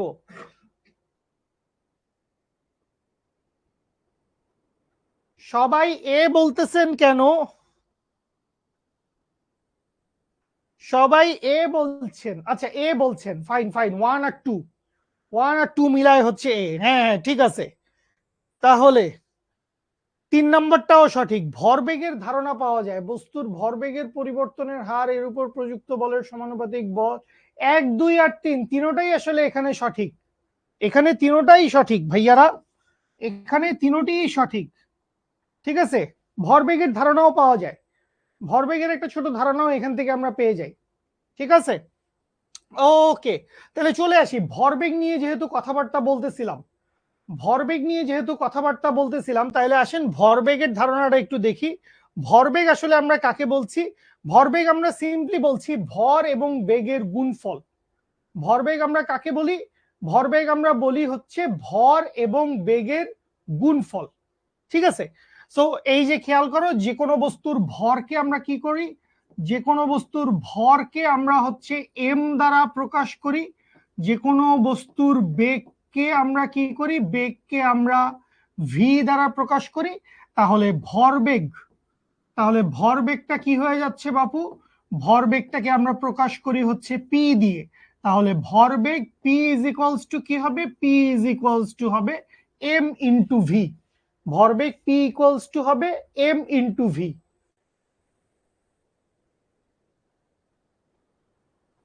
হ্যাঁ, আমার নিজেরও একটু কনফিউশন লাগছে, আমার নিজেরও একটু কনফিউশন লাগছে যে এইটার ব্যাপারে, যে আমরা তো আসলে ভরবেগের ধারণাটা তো দ্বিতীয় সূত্র থেকেই পাওয়া যায়। বস্তু স্থির বস্তু চিরকাল স্থির থাকবে এবং গতিশীল বস্তু সরল রেখায় সমবেগে চলতে থাকবে। সো এইটা আই বিলিভ, এখানে যদিও 3 নাম্বারটাকে অ্যান্সার দিয়ে দেওয়া আছে, আমার কেন জানি মনে হচ্ছে যে এটা 1 এবং 2 এই দুইটা কারেক্ট। আমি এইটা একটু শিওরলি জেনে তোদেরকে জানাবো, ঠিক আছে। এটা আমি একটু শিওরলি জেনে তোদেরকে জানাবো, কারণ আমার মনে হচ্ছে যে ভরবেগের ধারণাটা আসলে মূলত দ্বিতীয় সূত্রটা থেকে আসে। ভরবেগের ধারণাটা মূলত দ্বিতীয় সূত্র থেকে আসে, এইটা আমার কনফিউশনে আছে, ঠিক আছে। এক্স্যাক্টলি, এক্স্যাক্টলি, ঠিক আছে। ওকে, ওকে, তাহলে ভরবেগের এইটুকু বুঝতে পারছি। এখন আসেন, ভরবেগের মাত্রা এবং একক জানা লাগবে। ফিজিক্সের বা সায়েন্সের যে কোনো জিনিসপত্র, ফিজিক্সের বা সায়েন্সের যে কোনো জিনিসপত্র পড়লেই নতুন একটা রাশি যখন আপনি পাবেন, খেয়াল করেন এখানে আপনি একটা নতুন রাশি পাইছেন, ভরবেগ। তাহলে আমার কি জানা লাগবে, আমার এইটার মাত্রা জানা লাগবে। তাইলে মাত্রা কেমনে বাইর করে, তাহলে ফার্স্ট অফ অল খেয়াল করেন এখানে কি আছে, ভর। তাইলে ভরের মাত্রা কি, আমরা মাত্রা লেখার সময়, মাত্রা লেখার সময় আমরা চেষ্টা করব 3টা আইটেমকে দিয়ে মাত্রাগুলাকে প্রকাশ করার জন্য। ভরের মাত্রা কি, ভরের মাত্রা হচ্ছে ক্যাপিটাল এম। আচ্ছা, ভরের মাত্রা বুঝে পাইলাম। এরপরে আসি হচ্ছে দৈর্ঘ্য, দৈর্ঘ্যের মাত্রা কি, দৈর্ঘ্যের মাত্রা হচ্ছে ক্যাপিটাল এল। এবং আরেকটা কি আছে, আরেকটা আছে হচ্ছে সময়, সময়ের মাত্রা কি, সময়ের মাত্রা হচ্ছে ক্যাপিটাল টি। সো ভর, দৈর্ঘ্য এবং সময়, এই 3টা মৌলিক রাশি, এই 3টা রাশিকে আমরা কি বলছি, সবাই একটু খেয়াল করি, সবাই একটু খেয়াল। রাশি মানে হচ্ছে যা কিছু পরিমাপ করা যায় সেইটাই আসলে রাশি। যে কোনো কিছু মেজার করা যায়, যেমন এই যে রিমোটটা দেখতে পাচ্ছি, এই রিমোটটার ভর কত এটা আমরা পরিমাপ করতে পারি, এই রিমোটটার ওজন কত এটা পরিমাপ করতে পারি, এই রিমোটটা উপর থেকে ছেড়ে দিলাম মাটিতে এসে পড়লো, এইটার আমরা বেগ কত, এইটার মাটিতে পড়তে কত সময় লাগবে, এইটাকে আমরা পরিমাপ করতে পারি। সো রাশি বলতে আমরা কি বুঝি, যে কোনো পরিমাপকৃত চলক, যে কোনো চলক যেটাকে পরিমাপ করা যায়, যে কোনো চলক যেটা সেটাকে পরিমাপ করা যায়, সেই পরিমাপকৃত চলককে আমরা রাশি বলি, ঠিক আছে। ওকে, তাহলে এখনো তো শুরুই করি নাই, ভরবেগের মাত্রা লেখা এখনো শুরুই করি নাই। মাত্রা বলতে বুঝাচ্ছি যে যে কোনো একটা চলক, যে কোনো একটা চলক যতগুলো রাশি দ্বারা গঠিত, যে কোনো একটা চলক যতগুলো রাশি দ্বারা গঠিত, ওই সবগুলো রাশি দ্বারা এদেরকে প্রকাশ করা। যেমন ভরের মাত্রা কেন এম, কারণ ভরের ইংরেজিটা হচ্ছে ম্যাস। দৈর্ঘ্যের মাত্রা কেন এল, কারণ দৈর্ঘ্যের ইংরেজিটা হচ্ছে লেন্থ। এবং সময়ের মাত্রা কেন টি, কারণ সময়ের ইংরেজিটা টাইম, এটা তোরা সবাই জানিস, ঠিক আছে। ভরের একক এম না তো, এটা একক লিখি নাই স্যার, এটা একক লিখি নাই, এটা শুধু মাত্রা বুঝাইছি, এটা শুধুমাত্র মাত্রা বুঝাইছি। এটা কি বুঝতে পারছি, শুধুমাত্র মাত্রা বুঝাইছি। ক্লিয়ার? তাহসিন, কি কোশ্চেন রে ভাই। ভৌত জগতে যা কিছু পরিমাপ করা যায় তাকেই আমরা কি বলি, তাকেই আমরা পরিমাপের রাশি বলে থাকি, ঠিক আছে। ওকে, হ্যাঁ হ্যাঁ, লিখে নেন, লিখে নেন। আপনারা প্রতি ক্লাসের অ্যানোডেড পিডিএফ স্লাইড পেয়ে যাবেন ক্লাসের শেষেই আমাদের অ্যাপে, ইনশাল্লাহ এই ক্লাসের একদম হুবহু সুন্দর ক্লাস নোটটা পেয়ে যাবেন, কোনো সমস্যা নাই। ভর আর ওজনের পার্থক্য, ভর হচ্ছে কোনো বস্তুর পরিমাপ, এখানে মোট কতটুকু বস্তু কণা আছে সেইটার পরিমাপ। আর যদি হচ্ছে আপনি বস্তুটার ভরকে ওজনে কনভার্ট করতে চান, তখন আপনার দরকার হবে হচ্ছে পৃথিবী বস্তুটাকে কত বলে আকর্ষণ করছে, এটা হচ্ছে বস্তুর ওজন। ঠিক আছে, ওকে ওকে, এইটুকু বুঝতে পারছি। মাত্রা নিয়ে আমি কোনো কনফিউশনের অবকাশ দেখতে চাই না। মাত্রা নিয়ে কোনো মাত্রা হচ্ছে এই যে কোনো রাশির মাত্রা, যে কোনো রাশির মাত্রা আমরা কি করব, ভরের মাত্রা, দৈর্ঘ্যের মাত্রা এবং সময়ের মাত্রা, এই তিনটা দিয়ে প্রকাশ করতে চেষ্টা করব। ভরের মাত্রাটা এম, কেন? কারণ ম্যাস, এম লেখা আছে। দৈর্ঘ্যের মাত্রাটা এল, কেন? এল লেখা আছে। সময়ের মাত্রাটা টি, কেন? টাইম লেখা আছে। বুঝতে পারছি? ক্লিয়ার সবাই? আচ্ছা, সামনে আসি। আবার খেলার মাঠে বিজ্ঞান কেন আসলো? ওকে, বিভিন্ন ভরের বস্তু একই রকম জোরে ছুঁড়ে মারলে সেগুলো একই দূরত্বে গিয়ে পড়ে। বিভিন্ন ভরের বস্তু, বিভিন্ন ভরের বস্তু একই রকম জোরে ছুঁড়ে মারলে, এই যে একই রকম জোরে, এই কথাটার মানে কি জানোস? এই কথাটার মানে হচ্ছে ফোর্স সেম, ফোর্স বা বল একই। তাহলে তুই চিন্তা কর যে আমি তোকে দুইটা বস্তু দেখাচ্ছি, মনে করো এই একটা বস্তু আর এইটা আরেকটা বস্তু। এই দুইটা বস্তুকে আমি যদি একই ভরে, সরি, একই ফোর্সে ছুঁড়ে মারি, তাহলে এই দুইটা কি একই সমান দূরত্ব অতিক্রম করবে? অবভিয়াসলি না, এই দুইটা একই সমান দূরত্ব অতিক্রম করবে না। বস্তুর ভর যত ভিন্ন ভিন্ন হবে, তত ভিন্ন এদের স্মরণ হবে। তার মানে ওরা হচ্ছে তত বেশি দূরে দূরে গিয়ে পড়বে। আশা করি বুঝতে পারছি কেন নয়।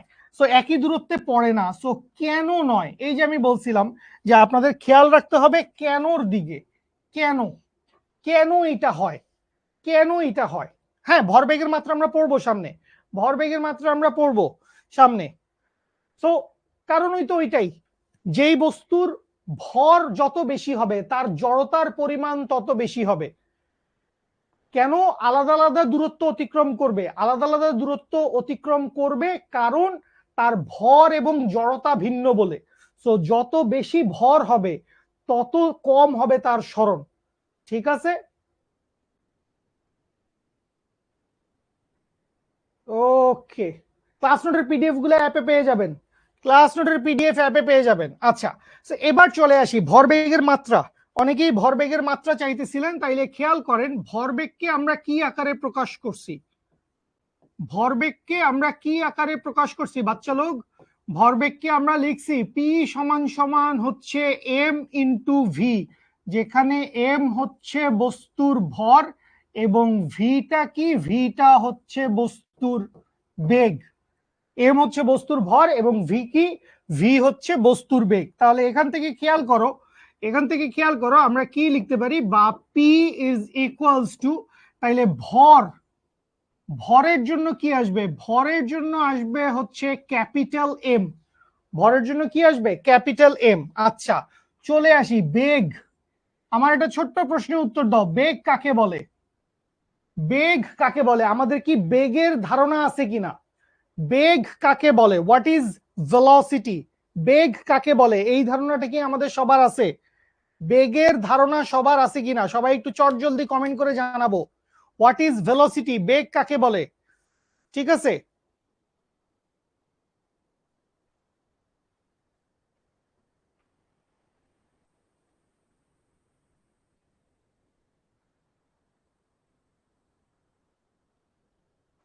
সময়ের সাথে বস্তুর অবস্থানের পরিবর্তনের হারকে বেগ বলে। বেগ কাকে বলবো আমরা? সময়ের সাথে বস্তুর অবস্থানের পরিবর্তনের হারকে আমরা বলি হচ্ছে বেগ। সময়ের সাথে, তাহলে আগে তো হচ্ছে আমাদের বেগ জানা লাগবে। আমাদের যদি এই অবস্থা হয় যে আমরা ভরবেগ পড়তে আসছি কিন্তু আমরা বেগকেই চিনি না, তাহলে খেয়াল করেন বেগটা কি? বেগটা হচ্ছে সময়ের সাথে বস্তুর সরণ বা অবস্থানের পরিবর্তন। তাহলে সরণ ডিভাইডেড বাই কি? সরণ ডিভাইডেড বাই সময়। স্মরণকে আমরা কি দ্বারা প্রকাশ করি? স্মরণকে আমরা কি দ্বারা প্রকাশ করি? মনে করো আমি এইখানে দাঁড়ায় আছি, এইখানে দাঁড়ায় থেকে আমি 2 মিটার হেঁটে চলে আসলাম, তাহলে এই যে প্রকাশ করতেছি কি দিয়ে? লেন্থ। স্মরণ মানে কি? স্মরণ মানে হচ্ছে একটা দূরত্ব। স্মরণ মানে কি? স্মরণ মানে হচ্ছে একটা দূরত্ব। এখানে আমি মানে বেগের জায়গায় স্মরণ না লিখে দূরত্ব লিখতে পারতাম। স্মরণ না লিখে এখানে আমি কি করতে পারতাম? এখানে আমি দূরত্ব কথাটাও লিখতে পারতাম, অতিক্রান্ত দূরত্ব। তাহলে দূরত্ব ডিভাইডেড বাই সময়। দূরত্বকে যদি অতিক্রান্ত দূরত্বকে অতিক্রান্ত দূরত্বকে যদি আমি সময় দিয়ে ভাগ করে দেই, তাহলে আমি কি পেয়ে যাব? তাহলে আমি পেয়ে যাব হচ্ছে বেগের মান। তাহলে দূরত্বকে আমরা প্রকাশ করছি কি দ্বারা? দূরত্বকে আমরা প্রকাশ করছি লেন্থ দ্বারা, এবং সময়কে প্রকাশ করছি কি দ্বারা? সময়কে প্রকাশ করছি টি দ্বারা। তাহলে বেগের মাত্রা কি দাঁড়াবে? বেগের মাত্রা দাঁড়াবে এল টি ইনভার্স 1। আমাকে এইটা বলেন, ভরবেগের মাত্রা আমরা পরে পড়বো, ভরবেগের মাত্রা পরে পড়বো, আগে এইটা বলেন, এইটা বুঝতে পারছেন কিনা? বেগের মাত্রা সবাই বুঝতে পারছেন কিনা? বেগের মাত্রা সবাই বুঝতে পারছেন কিনা?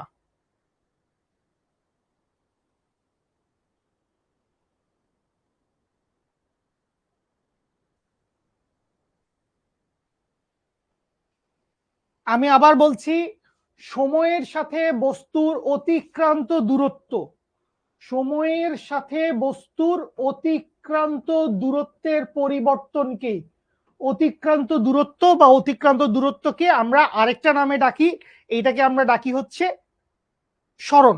অতিক্রান্ত দূরত্ব বা স্মরণের হারকে, হার যখনই বলবে তখনই আমার কি করতে হবে? তখনই আমার সময় দিয়ে ভাগ করে দিতে হবে। তখনই কি করতে হবে? সময় দিয়ে ভাগ করে দিতে হবে। আচ্ছা, এই জিনিসটা নিয়ে কেউ কেউ কথা বলতেছো যে স্যার এখানে টি ইনভার্স 1 কেন, বা কেন টি এর উপরে -1 আসছে? টি এর উপরে -1 আসছে কেন? এটা নিয়ে কারো কারো কোশ্চেন ছিল। আচ্ছা ঠিক আছে, টি এর উপরে -1টা আমি মুছে দিলাম। এখন খেয়াল করেন, সবাই একটু খেয়াল করেন, স্মরণ ডিভাইডেড বাই সময়, স্মরণটা কোথায় আছে? স্মরণটা আছে হচ্ছে ভগ্নাংশের উপরে। তার মানে এল আছে কোথায়? এল আছে ভগ্নাংশের উপরে। আর ক্যাপিটাল টিটা কোথায় আছে? ক্যাপিটাল টিটা আছে হচ্ছে ভগ্নাংশের নিচে। বুঝতে পারছি? এখন এই ক্যাপিটাল টিটাকে আমি যদি ভগ্নাংশের উপরে লিখতে চাই, এল টি, এইভাবে যদি প্রকাশ করতে চাই, তখন খেয়াল করো আমি এল এবং টি এই দুটাকে পাশাপাশি রাখতে চাচ্ছি। এখন এল এবং টি এই দুটাকে পাশাপাশি রাখা তো পসিবল হবে না। কেন পাশাপাশি রাখা পসিবল হবে না? কারণ টিটা তো ছিল ভগ্নাংশের নিচে ভাগ আকারে। টি ছিল কোথায়? ভগ্নাংশের নিচে ভাগ আকারে। এখন এটাকে উপরে উঠায় আনতেছি, উপরে উঠায় আনতেছি বিধায় ওর আগে একটা -1 দিয়ে দিব। উপরে আনতেছি বিধায় ওর উপরে কি করব? ওর উপরে একটা -1 দিয়ে দিছি, ওর উপরে একটা -1 দিয়ে দিছি। স্মরণের ইংরেজি হচ্ছে ডিসপ্লেসমেন্ট। স্মরণের ইংরেজিটা হচ্ছে ডিসপ্লেসমেন্ট, বাচ্চা লোক। স্মরণের ইংরেজি হচ্ছে ডিসপ্লেসমেন্ট। বুঝতে পারছি? বেগ, আবারও বলতেছি, বেগের সংজ্ঞা 2-3 বার আমি বলেছি। সময়ের সাথে বস্তুর অবস্থানের পরিবর্তনের হারকে বেগ বলে। সময়ের সাথে বস্তুর অবস্থানের পরিবর্তনের হারকে বেগ বলে। ঠিক আছে? ইনভার্স 2 হবে ত্বরণের ক্ষেত্রে। ইনভার্স 2 হবে কার ক্ষেত্রে? ইনভার্স 2 হবে হচ্ছে ত্বরণের ক্ষেত্রে। আচ্ছা, তাইলে চলে আসি, পি সমান কি লিখবো? পি সমান লিখবো হচ্ছে ভরের মাত্রা। তাহলে ভরের মাত্রাটা কি? ভরের মাত্রাটা হচ্ছে ক্যাপিটাল এম। আচ্ছা, এরপরে বেগের মাত্রা, এই যে মাত্রাটা দেখতে পাচ্ছি এল টি ইনভার্স 1, এই এল টি ইনভার্স 1টা কার মাত্রা? এল টি ইনভার্স 1টা হচ্ছে বেগের মাত্রা। তাহলে এই জায়গা দিয়ে আমি কি লিখবো? এই জায়গা দিয়ে আমি লিখবো হচ্ছে এল টি ইনভার্স 1, এবং এইটাই হচ্ছে ভরবেগের মাত্রা। ও সরি, ভরবেগের মাত্রা। তাহলে ভরবেগের মাত্রার জায়গায় কি লিখবো? খেয়াল করো, এখানে আমাদেরকে মাত্রা বের করতে বলছিল।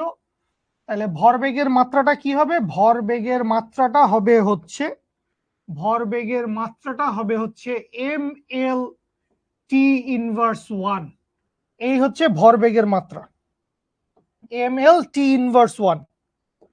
কিভাবে পাইছি M L T inverse 1? Simply ভরের মাত্রার সাথে বেগের মাত্রাটা গুণ করে দিছি। সিম্পলি ভরের মাত্রার সাথে বেগের মাত্রাটা গুণ করে দিলেই আমরা কি পেয়ে যাই, ভরবেগের মাত্রা পেয়ে যাই। আচ্ছা, এখান থেকে তো মাত্রার হিসাব নিকাশ গেল, এবার কি জানা লাগবে, এবার জানা লাগবে হচ্ছে একক। যে কোনো রাশি পড়লে অবশ্যই কি করব, মাত্রার সাথে সাথে কি করব, এককটাও জেনে নিব। আচ্ছা, তাহলে এককটা কিভাবে হবে, তাইলে ভরের একক এম কি, এম কে আমরা প্রকাশ করি সবসময় হচ্ছে কেজিতে। বলো না, এই যে 2 কেজি আপেল কিনলাম, 5 কেজি কমলা লেবু কিনলাম, এরকম বলে না, তাইলে একক। ঠিক আছে, ভরের মাত্রা কি, সরি ভরের একক কি, ভরের একক হচ্ছে কেজি। ঠিক আছে,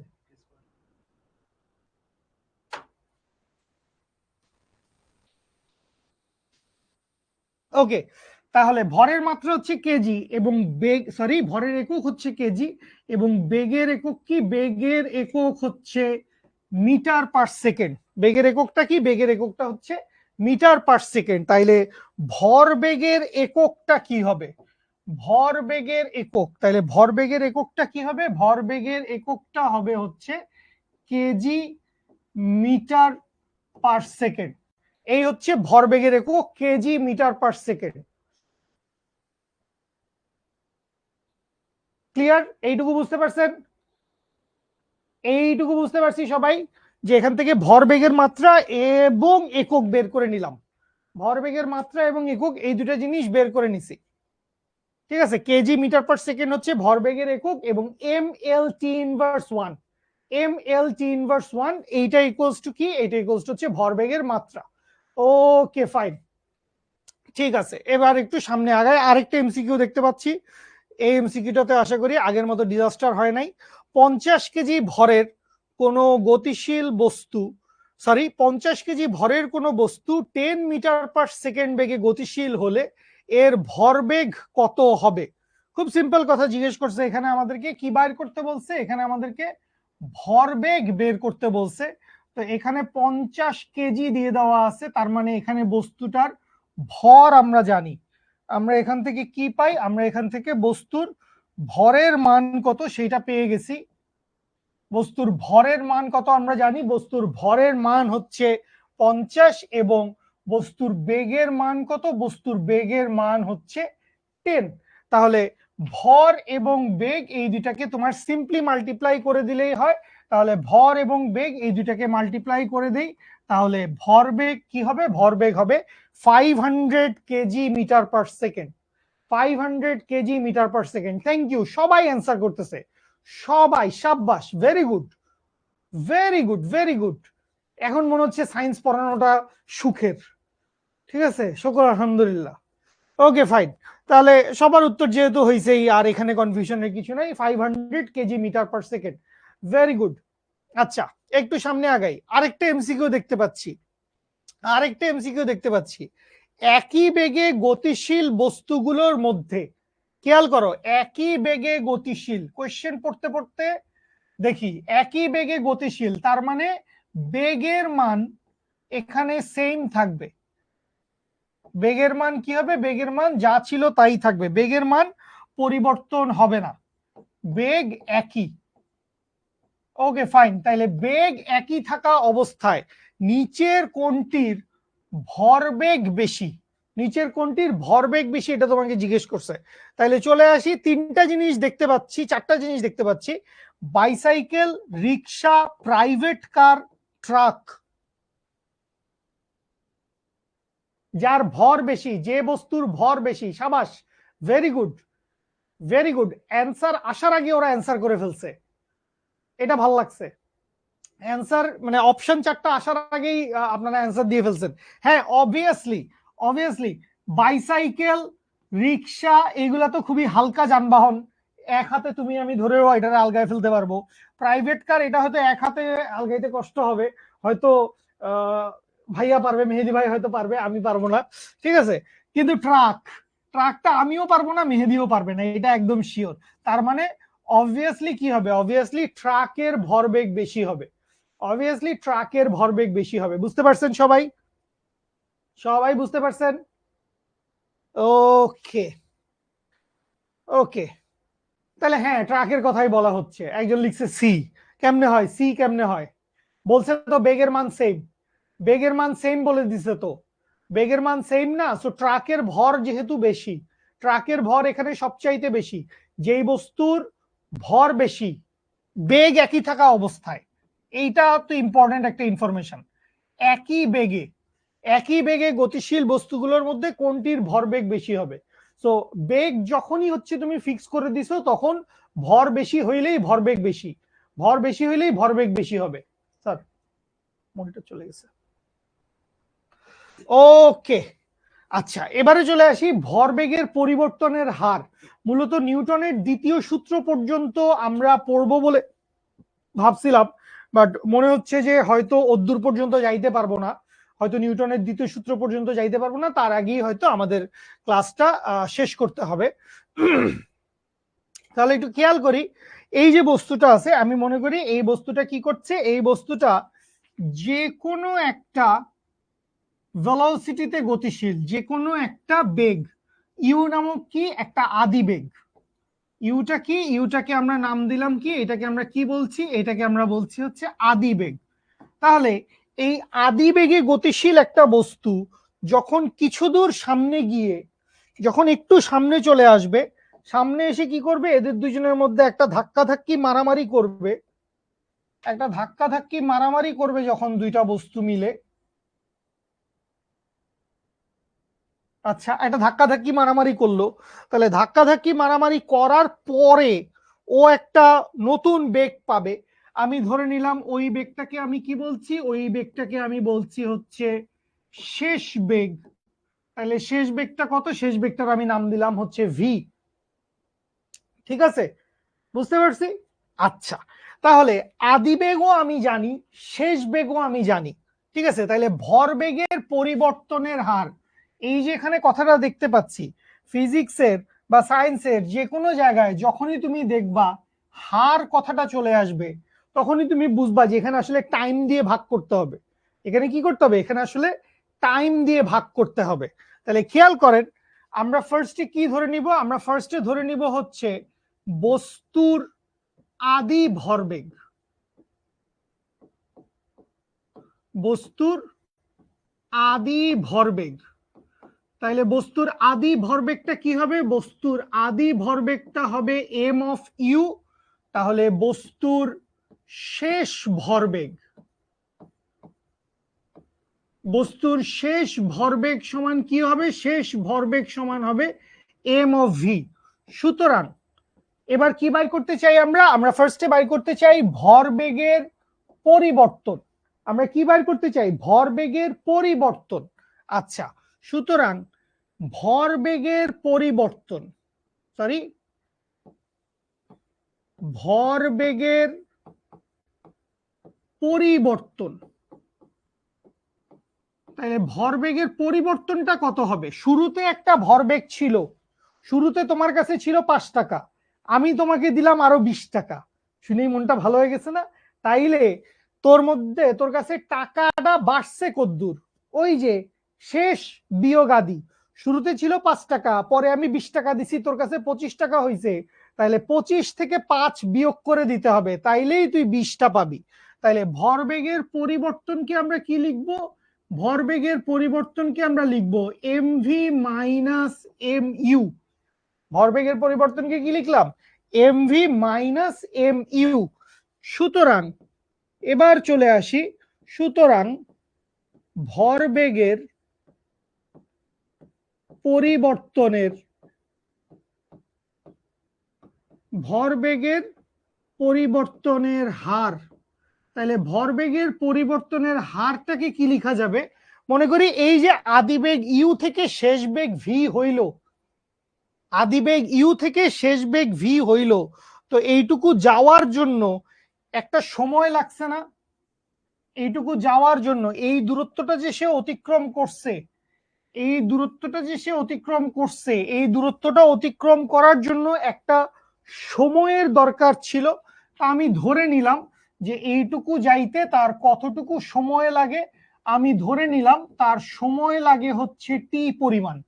তার কতদূর সময় লাগে, তার টি পরিমাণ সময় লাগে। তাইলে ভরবেগের পরিবর্তনের হারটাকে কি লেখা যাবে, ভরবেগের পরিবর্তনের হারকে লেখা যাবে MV minus M U divided by হচ্ছে T. MV minus M U divided by T, এটাকে আমরা কি বলি? এটাকে আমরা বলি হচ্ছে ভরবেগের পরিবর্তনের হার। এইটুকু পর্যন্ত আমাদের আজকের ক্লাসে থাকবে। আমরা যেহেতু আজকে প্রথম ক্লাস, যেহেতু আমরা অনেকটুকু পড়বো বলে ঠিক করে আসছিলাম কিন্তু পুরোটা পড়তে পারি নাই, কোনো সমস্যা নাই, এইটুকু পর্যন্ত থাকবে এবং আমরা নেক্সট দিন ইনশাল্লাহ এইখান থেকে স্টার্ট করব। তাহলে আমি আবারও বলছি, বস্তুর ভরবেগের পরিবর্তনের হার। তো এই যে ভরবেগের পরিবর্তনের হার, এই জিনিসটাকে আমরা কিভাবে মেজার করব? ফার্স্টে আমরা বস্তুর আদি ভরবেগ বের করছি। তাহলে বস্তুর আদি ভরবেগ কি? আদি ভরবেগ হচ্ছে এম ইন্টু ইউ। আচ্ছা, বস্তুর শেষ ভরবেগ সেটাকে কি লিখবো? M into V. তাহলে ভরবেগের পরিবর্তনটা কত সেটা আমার জানা লাগবে। তাহলে এখান থেকে খেয়াল করো, আমরা বস্তুর ভরবেগের পরিবর্তনটা বের করে নিছি। তাহলে ভরবেগের পরিবর্তনটা কত আসছিল? ভরবেগের পরিবর্তনটা আসছিল এমভি মাইনাস এম ইউ। সুতরাং ভরবেগের পরিবর্তনের হার কত? ভরবেগের পরিবর্তনের হার হচ্ছে MV minus M U divided by T. Got it everyone? সবাই জলদি চটপট একটু কমেন্টে বলে ফেলো দেখি এইটুকু পর্যন্ত বুঝতে পারছেন? যা যা পড়াইছি সবকিছু ঠিকঠাক মতো বুঝে পাইছেন?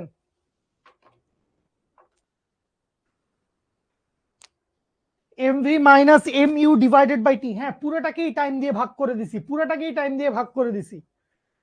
ওকে fine fine, thank you so much, thank you so much, thanks a lot, thanks a lot to Mehdi bhai and our whole academic and admission team.